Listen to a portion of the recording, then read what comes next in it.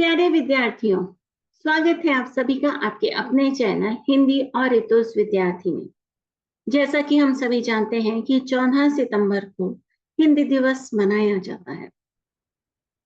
आज मैं इस वीडियो में आप सभी को यह बताना चाहूंगी कि हम हिंदी दिवस 14 सितंबर को ही क्यों मनाते हैं और हम भारतीय होने के नाते हिंदी के लिए क्या कर सकते हैं जो हमारे लिए सुलभ है, जो हमारे लिए बहुत आसान है करना।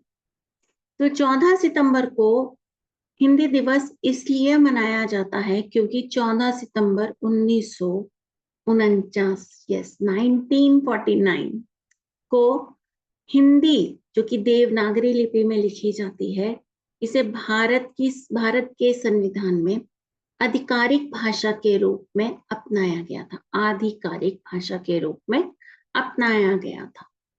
तो ये तो बात हुई कि हम 14 सितंबर को ही क्यों मनाते हैं, और हम भारतीय होने के नाते हिंदी के लिए ऐसा क्या करें कि हमें कुछ तो लगे कि हमने कुछ किया है।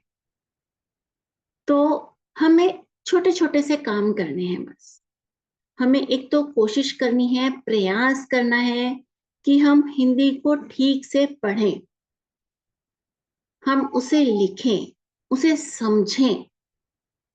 मात्राएं हानि जरूरी है। अगर हमें मात्राएं एक बार ठीक से आ गई तो हम हिंदी पर विजय प्राप्त कर सकते हैं।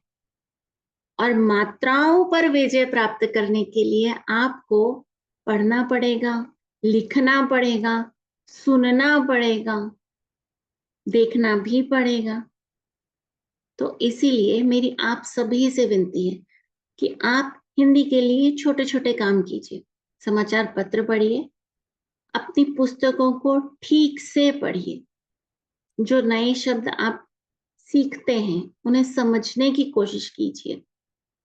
देखिए बच्चों, मैं ये नहीं कहती कि आप मोटी मोटी किताबें पढ़ो, आप उपन्यास पढ़ो, आप पूरा समाचार पत्र पढ़ लो, नहीं, मैं ये बिल्कुल नहीं कह रही। पर जो भी पढ़ो से इस तरीके से पढ़ो, इस प्रकार से पढ़ो कि आपके मन मस्तिष्क में वह छप जाए। कोई भी शब्द हो, अगर आपको नहीं समझ आता, आप अपनी अध्यापिकाओं से पूछो, और कुछ नहीं तो कई बच्चे मुझे भी जानते हैं, मुझसे भी पूछ सकते हैं। पर हिंदी के प्रति अपनी वफादारी दिखाओ।